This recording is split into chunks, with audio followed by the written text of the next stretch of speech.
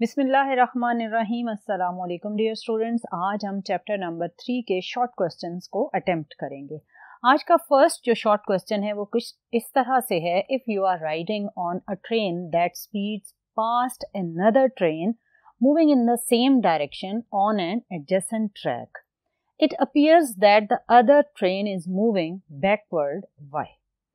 पहले इस क्वेश्चन की स्टेटमेंट को समझते हैं। स्टेटमेंट का मतलब ये है कि आपके पास सपोज करें ये 2 ट्रैक्स हैं, आप एक ट्रैक के ऊपर मूव करते जा रहे थे इन फॉरवर्ड डायरेक्शन और आपकी जो स्पीड है वो बहुत तेज है और एक साथ ही एडजेसेंट ट्रैक पर एक और ट्रेन आगे की तरफ जा रही है।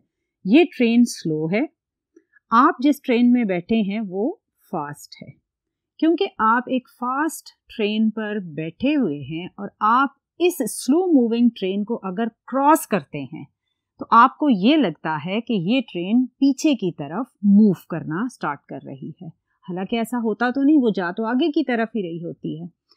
और इसी क्वेश्चन को फर्दर अगर आप एक्सप्लेन करें कि ये किसके बेसिस पर क्वेश्चन बनाया गया है तो वो आपके पेज नंबर 91 पर जस्ट एक छोटी सी बात लिखी गई है, Einstein theory of relativity. Basically ये आइंस्टाइन की थ्योरी ऑफ रिलेटिविटी से रिलेटेड क्वेश्चन है, जिसमें आप अपने फ्रेम ऑफ रेफरेंस में बैठकर जब किसी दूसरे फ्रेम ऑफ रेफरेंस को ऑब्जर्व करते हैं तो बिहेवियर आपको डिफरेंट नजर आते हैं।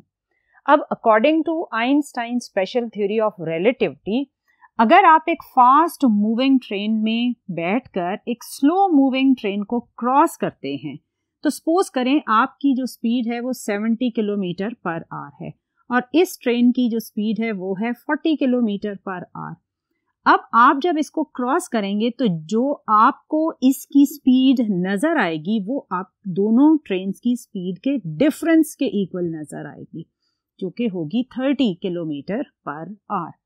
सो जब आप एक फास्ट मूविंग ट्रेन में बैठकर एक स्लो मूविंग ट्रेन को क्रॉस करते हैं तो आपको उसकी स्पीड उसकी ओरिजिनल स्पीड से कम नजर आती है और आपको ये लगता है कि वो बैकवर्ड मूव कर रही है। इसी सिचुएशन को अगर हम एक और तरह से देखें कि अगर आप राइट साइड पर जा रहे थे और आगे से एक कार आ रही थी, आपकी स्पीड थी सपोज करें 20 और उसकी कर लें 30। अब आप जो 20 मीटर पर सेकेंड या 20 किलोमीटर पर आवर में बैठी हुई कार के साथ मूव करते हुए राइट साइड पर जा रहे हैं और आगे से कार आ रही है तो आपको इसकी स्पीड 30 किलोमीटर पर आवर नहीं लगेगी। अब आपको इसकी स्पीड 30 प्लस 20 यानी 50 किलोमीटर पर आवर के साथ आपको ये कार अपनी तरफ आती हुई नजर आएगी। इस सिचुएशन में जब दो ऑब्जेक्ट ऑपोजिट डायरेक्शन में ट्रेवल कर रहे होते हैं तो स्पीड ऐड होकर ऑब्जर्वर को नजर आती है, जबकि इस सिचुएशन में जब एक स्लो मूविंग या फास्ट मूविंग ट्रेन इसको क्रॉस करती है तो जो स्पीड की ऑब्जर्वेशन है इस सिचुएशन में वो डिफरेंस ऑफ वेलोसिटीज के अकॉर्डिंग होती है। सो इसका आंसर है this is because of special theory of relativity by Einstein. और एक्सप्लेनेशन में यही आप लिखेंगे, as we are moving faster so when we cross the slow moving train then the velocity of the other train which we observe is the difference in velocities of the two trains, जिसकी वजह से आपको वो दूसरी train slow moving नजर आती है। अब देखते हैं question number 2, can the velocity of a body reverse the direction when the acceleration is constant. अब इस क्वेश्चन में ये कहा गया है कि क्या कोई ऐसी सिचुएशन है जिसमें ऑब्जेक्ट मूव करते हुए अपनी वेलोसिटी के डायरेक्शन को रिवर्स कर देता है बट मैग्नीट्यूड ऑफ एक्सेलरेशन फिर भी कांस्टेंट रहती है। Yes, it is possible.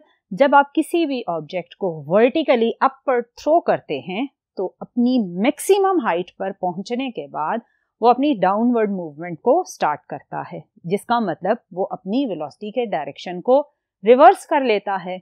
इस सिचुएशन में क्या होता है, सपोज करें आपने एक ऑब्जेक्ट को वर्टिकली अपवर्ड थ्रो किया, अपवर्ड जाते हुए भी वो मूव कर रहा है अंडर एक्सेलरेशन, जिसको आप कहते हैं ग्रेविटेशनल एक्सेलरेशन, और उसकी मैग्नीट्यूड होती है 9.8 मीटर पर सेकेंड स्क्वायर। जब वो मैक्सिमम हाइट पर पहुंचता है तो उसकी वेलोसिटी फार अ मोमेंट क्या हो जाती है, 0, और फिर वो अपनी डाउनवर्ड मूवमेंट को स्टार्ट करता है। इस इंस्टेंट पर वेलोसिटी का डायरेक्शन रिवर्स हो जाता है, लेकिन जब वो डाउनवर्ड भी आ रहा है तो अगेन वो ग्रेविटेशनल एक्सेलरेशन के ही अंडर आ रहा है और एक्सेलरेशन की मैग्नीट्यूड अब भी 9.8 मीटर पर सेकेंड स्क्वायर ही है, which is a constant value. So, yes, you will say the velocity of a body can reverse the direction while keeping the magnitude of acceleration constant. और इसकी क्या example होगी या क्या आप सिचुएशन लेंगे?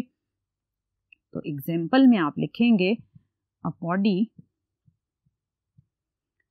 thrown vertically upward.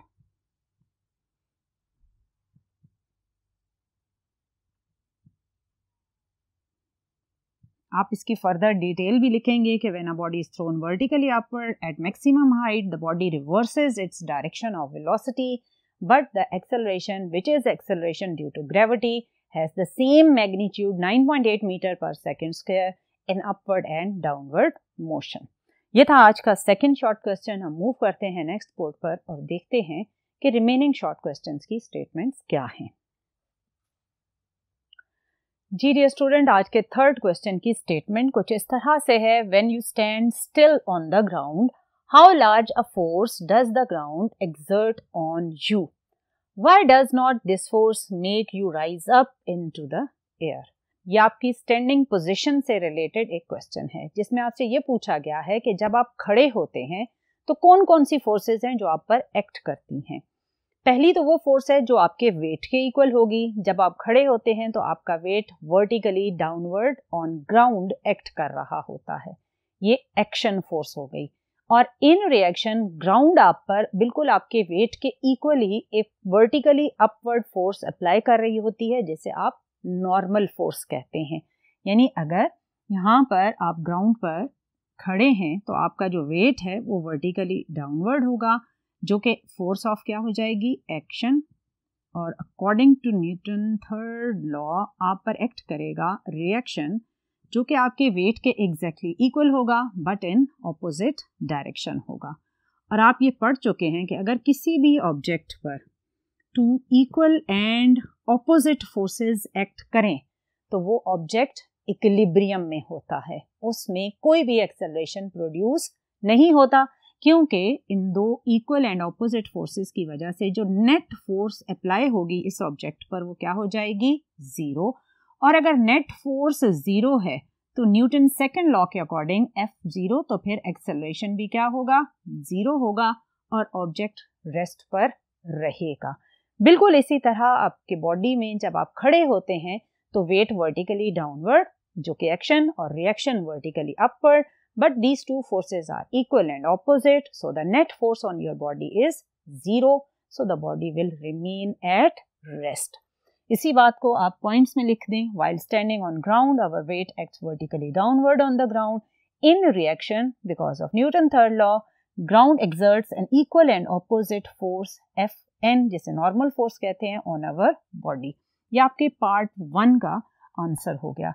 फिर जो रिमेनिंग पार्ट है वो ये है कि ये फोर्स आपके बॉडी पर अगर अप्लाई होती है तो आप एयर में फिर अपवर्ड मूव क्यों नहीं करते। उसकी रीजन ये है कि this force Fn just balance our weight and F net on our body is zero, and according to Newton's second law if F is zero then acceleration is zero and the body is at rest। ये था आज का third question. Next question number 4 की statement देखते हैं। A man standing on the top of a tower throws a ball vertically up with certain velocity. He also throws another ball vertically downward with the same velocity, neglecting air resistance. Which ball will hit the ground with higher speed? Question को पढ़ते ही बच्चे mostly फौरन से answer करते हैं कि वो ball जो उसने वर्टिकली डाउनवर्ड थ्रो किया है वो हायर वेलोसिटी के साथ मूव करेगा, लेकिन ये एक रॉन्ग परसेप्शन है। होता क्या है कि आप सपोज करें ये वो टावर है जहाँ पर वो खड़ा है और बॉल को उसने थ्रो करना है। एक बॉल उसने अपवर्ड थ्रो की और एक बॉल यहाँ से उसने डाउनवर्ड थ्रो की है, और आप इस पूरी सिचुएशन में एयर रेजिस्टेंस को इग्नोर कर रहे हैं। अगर तो एयर रेजिस्टेंस प्रेजेंट है फिर ऑब्वियसली स्पीड में डिफरेंस आएगा, लेकिन अगर एयर रेजिस्टेंस को आपने इग्नोर किया हुआ है, तो फिर आप सोचें कि कौन सी फोर्स होगी जो दोनों बॉल्स को अट्रैक्ट करेगी डाउनवर्ड। वो होती है फोर्स ऑफ ग्रेविटी, और उसकी वैल्यू इस सेम लेवल तक ऑब्वियसली दोनों के लिए सेम है। जब वो सेम ग्रेविटेशनल फोर्स इन दोनों बॉल्स पर लगा रही है तो दोनों बॉल्स जब अर्थ तक पहुंचेंगी तो सेम स्पीड गेन करके पहुंचेंगी। यहाँ जो फर्क होगा वो इनके टाइम में होगा। ये वाली बॉल जो अपवर्ड उसने थ्रो की है और डाउनवर्ड थ्रो की है, इनमें से अपवर्ड जो जा रही है वो ऑब्वियसली एक बिगर टाइम के बाद ग्राउंड को टच करेगी, इसका टाइम ज्यादा होगा। और ये जो बॉल है जो इस जगह से ही वर्टिकली डाउनवर्ड थ्रो कर दी गई, ये एक शॉर्टर टाइम इंटरवल में अर्थ तक पहुंचेगी। ये ऊपर जाने और नीचे आने में ज्यादा टाइम ले रही है, लेकिन दोनों को इनिशियली सेम वेलोसिटी दी गई है। सो ये बॉल भी जब यहाँ से मूव करके यहाँ तक पहुंचेगी तो ये बिल्कुल दोनों बॉल्स का बिहेवियर सेम हो जाएगा। अब यहाँ से नीचे जो इसको अट्रैक्ट करेगी ग्रेविटी, या यहाँ से नीचे इस बॉल को अट्रैक्ट करेगी, दोनों पर ग्रेविटेशनल फोर्स तो सेम अप्लाई होगी। सो जब सेम ग्रेविटेशनल फोर्स अप्लाई होगी तो दोनों सेम स्पीड के साथ अर्थ को हिट करेंगी, लेकिन डिफरेंट टाइम्स में हिट करेंगी। ये पहले हिट करेगी और ये जो अपवर्ड जा रही है और फिर इधर आ रही है वो एक लॉन्गर टाइम के बाद हिट करेगी। Both balls will hit the ground with same speed. Why? Because we are ignoring the air resistance. The only force acting on them is gravitational force, which is same for both balls. ये था आज का fourth short question. अब move करते हैं next board पर और देखते हैं कि आज के लास्ट शॉर्ट क्वेश्चंस क्या हैं। जी डियर स्टूडेंट, क्वेश्चन नंबर 5 की स्टेटमेंट देखते हैं। स्टेटमेंट कुछ इस तरह से है, the cricket coach explains that the follow through with the shot will make the ball travel a greater distance. Explain the reasoning in terms of impulse momentum theorem. इसको answer करने से पहले बच्चे ये जानना जरूरी है कि फॉलो थ्रू शॉट होता क्या है। आपने अक्सर क्रिकेट मैच में देखा होगा कि सम टाइम प्लेयर अपनी जो विकेट के आगे खड़ी हुई पोजीशन होती है उससे भी आगे आकर बॉल को हिट करता है, और मोस्टली ये वो तब करता है जब उसकी ये ख्वाहिश होती है कि वो सिक्सर या 4 को जनरेट करे। यानी जब किसी भी टेंस कंडीशन में मैच हो तो प्लेयर मोस्टली ये कोशिश करते हैं कि वो अपनी जो पोजीशन है जहां वो विकेट के आगे खड़े होते हैं वहां से भी 1-2 कदम आगे जाकर बॉल को हिट करें। इस हिट को बोला जाता है फॉलो थ्रू शॉट। अब इस फॉलो थ्रू शॉट का बेनिफिट प्लेयर को क्या मिल रहा होता है? इसमें होता यह है डियर स्टूडेंट्स कि जब प्लेयर मूव करके आगे की तरफ आएगा तो उसके बॉडी का अपना जो मोमेंटम है वो भी एक इंक्रीज्ड मोमेंटम बनेगा, क्योंकि अगर वो स्टैटिक खड़ा हुआ है और बॉल को हिट करता है तो उसका मोमेंटम बहुत ही कम होगा। लेकिन अगर वो आगे मूव करके आ रहा है तो उसका बॉडी जब मूविंग कंडीशन में होगा तो उसके बॉडी का मोमेंटम ज्यादा होगा। सो जब प्लेयर इस तरह मूव करते हुए बॉल को हिट करता है तो उसके बॉडी का मोमेंटम भी बॉल के मोमेंटम में इंक्लूड हो जाता है, जिससे बॉल का जो चेंज इन मोमेंटम प्रोड्यूस होता है वो ज्यादा होता है। और आप जानते हैं कि इम्पल्स होता है change in momentum which is equal to mass into delta v. यानी ये जो चेंज इन वेलोसिटी है बॉल की वो ऑब्वियसली ज्यादा होगी, क्योंकि उसके प्लेयर के जो बॉडी की वेलोसिटी है वो भी बॉल में ट्रांसफर हो जाएगी। जब change in momentum of ball ज्यादा होगा तो ऑब्वियसली जो इम्पल्स का इफेक्ट जनरेट होगा फॉर द बॉल वो भी ज्यादा होगा। और जब एक स्ट्रॉन्ग इम्पल्स के अंडर आएगा बॉल तो वो ऑब्वियसली एक लॉन्गर डिस्टेंस ट्रेवल कर सकेगा। सो follow through with the shot will make the ball travel a greater distance, because in case of follow through the momentum of the player is also added into the momentum of the ball, and we know impulse is given by change in momentum which is mass into change in velocity. If change in momentum is bigger then impulse is also bigger, और ये जो बिगर impulse है ये ball को एक longer distance travel करवाने में help करती है। सो डियर स्टूडेंट, ये तो था क्वेश्चन नंबर 5 जो इम्पल्स से लिंक्ड था। अब देखते हैं क्वेश्चन नंबर 6 की स्टेटमेंट क्या है। Question number 6 basically law of conservation of momentum से रिलेटेड है। इसमें आपसे कहा गया when you release an inflated but untied balloon why does it fly across the room. इसमें जो इनफ्लेटेड वर्ड है इसका मतलब एयर फिल्ड बैलून है। जब किसी भी बैलून में एयर फिल्ड हो तो वो कहलाता है इनफ्लेटेड बैलून, और अगर उसमें से एयर निकल गई तो वो कहलाएगा फ्लैटेड बैलून या फ्लैट बैलून। अब उसने कहा कि आपके पास एयर फिल्ड इनफ्लेटेड बैलून है, आपने उसको अनटाइट कर दिया, यानी जहां से आपने उसे थ्रेड या नॉट लगाई हुई थी आपने वो थ्रेड या नॉट खोल दी। जैसे ही आप उसे खोलेंगे और छोड़ेंगे तो क्या होगा, वो बैलून ऑब्वियसली रूम में किसी भी डायरेक्शन में फ्लाई कर जाएगा, उड़ जाएगा। इसकी क्या रीजन है? जब आपने बैलून को इस डायरेक्शन में अनटाई किया तो उसमें मौजूद एयर डाउनवर्ड डायरेक्शन में एक मोमेंटम कैरी करते हुए मूव करेगी। अब ये बैलून और उसके अंदर जो एयर बची हुई है वो मिलकर इस डाउनवर्ड मोमेंटम को कंजर्व करने की कोशिश करेंगे, और इस डाउनवर्ड मोमेंटम को कंजर्व करने के लिए वो obviously balloon with the remaining air will gain a momentum in upward direction. So इसमें क्या होगा कि जैसे ही आपने अगर इस डायरेक्शन में बैलून को रिलीज किया है तो एस्केपिंग एयर का मोमेंटम होगा डाउनवर्ड, और balloon with remaining air will move in upward direction because of the momentum which is gained by the balloon to conserve the downward momentum. So ये basically principle होता है जिसकी वजह से जो बैलून है that will fly across the room. So आप answer में लिखेंगे this is because of the law of conservation of momentum. Escaping air gain momentum P1 in downward direction. Then to conserve momentum the balloon with remaining air gain momentum P2 in opposite which means upward direction. अब जरूरी नहीं कि downward या upward ही हो, मैंने एक situation को describe किया है। आप जिस भी डायरेक्शन में बैलून को रिलीज करेंगे ऑब्वियसली अगर उसकी एयर लेफ्ट साइड पर रिलीज हो रही है तो वो फिर राइट साइड पर गेन करेगा मोमेंटम और राइट साइड पर वो मूव करना स्टार्ट कर देगा। सो ये था कि किस तरह law of conservation of momentum implement होता है ऑन द बैलून। ये था क्वेश्चन नंबर 6। अब मूव करते हैं फर्स्ट बोर्ड पर और देखते हैं कि आज के लास्ट 2 शॉर्ट क्वेश्चंस की स्टेटमेंट क्या है। जी डियर स्टूडेंट, क्वेश्चन नंबर 7 की स्टेटमेंट देखते हैं। इसमें कहा गया कि modern cars are not rigid but are design to have crumple zones that collapse upon impact. What is the advantage of this new design? इसका आंसर समझने से पहले आप वर्ड क्रम्पल का मीनिंग समझें। क्रम्पल का मतलब होता है टूट फूट जाना, बिल्कुल टेढ़ा हो जाना। सो इसका लिंक बेसिकली कार के फ्रंट और रियर साइड से होता है। जब भी कार खुदा ना खास्ता किसी ना किसी कोलिजन में आएगी तो उसका जो फ्रंट वाला पोर्शन है, जो इंजन के सराउंडिंग में मेटल वाला पोर्शन होता है, वो बाकी जो सेंट्रल पोर्शन है जहां पर सीट्स होती हैं कार की, उसके कंपैरेटिवली सॉफ्ट मेटल का बनाया जाता है।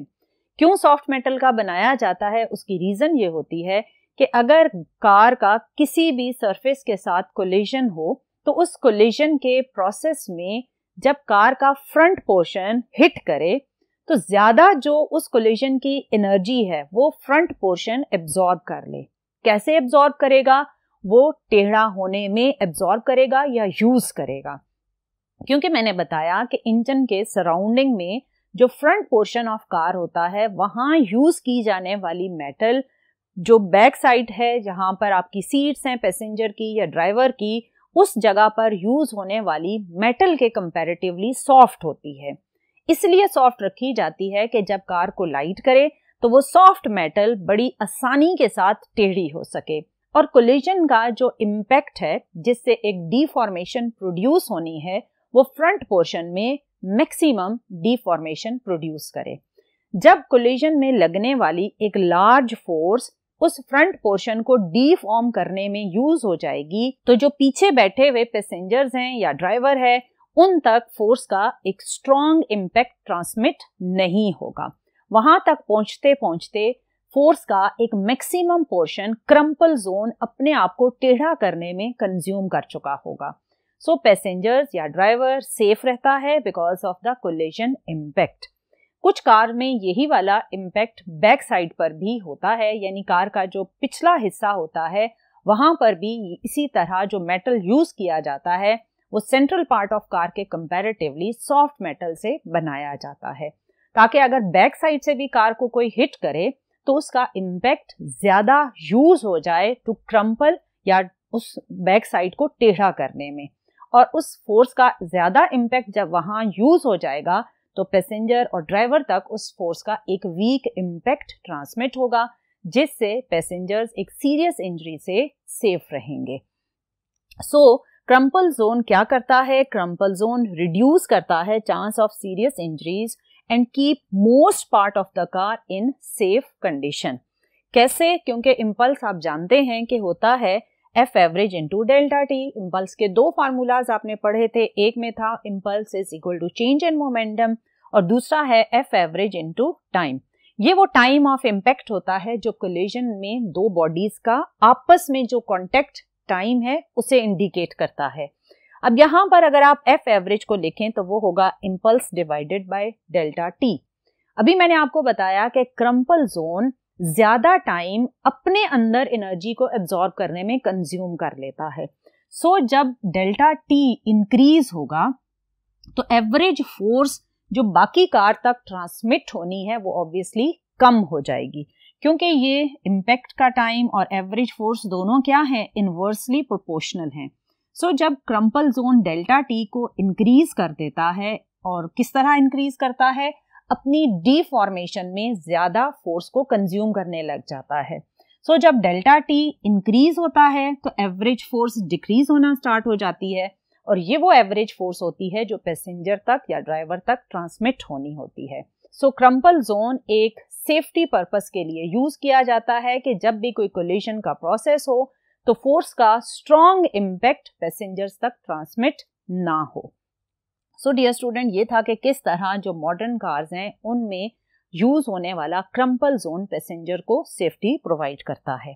अब देखते हैं क्वेश्चन नंबर 8 में क्या पूछा गया है। क्वेश्चन नंबर 8 में कहा गया, why we can hit a longer sixer in a cricket match rather than if we toss a ball for ourself. इसका मतलब ये है कि जब आप क्रिकेट मैच में बैट के थ्रू बॉल को हिट करते हैं तो वो बॉल एक लॉन्गर डिस्टेंस ट्रेवल कर लेती है या सिक्सर भी गेन कर सकती है। इसके कंपैरेटिवली अगर आप अपने हाथ से एक बॉल को थ्रो करें तो वो बॉल उतना लॉन्गर डिस्टेंस ट्रेवल नहीं करती। क्या रीजन है? इसकी सिंपल सी रीजन है कि जब बॉल आकर बैट के साथ हिट करती है तो टाइम ऑफ इम्पैक्ट बहुत ही कम होता है या टाइम ऑफ कांटेक्ट बहुत कम होता है, और इस छोटे से टाइम में बैट से बॉल पर एक ह्यूज फोर्स ट्रांसमिट होती है। और आप जानते हैं कि जब एक शॉर्ट टाइम इंटरवल में ह्यूज फोर्स ट्रांसमिट हो तो ये इफेक्ट कहलाता है इम्पल्स, यानी एक स्ट्रॉन्ग इम्पल्स जनरेट होती है for the ball which is hitting the bat, और इस स्ट्रॉन्ग इम्पल्स की वजह से वो बॉल एक लॉन्गर डिस्टेंस ट्रेवल कर सकती है। इसके कंपैरेटिवली अगर आप बॉल को अपने हाथ से जस्ट थ्रो करें तो ऑब्वियसली आपके हाथ और बॉल के बीच में कोई कोलिजन का इम्पैक्ट नहीं है।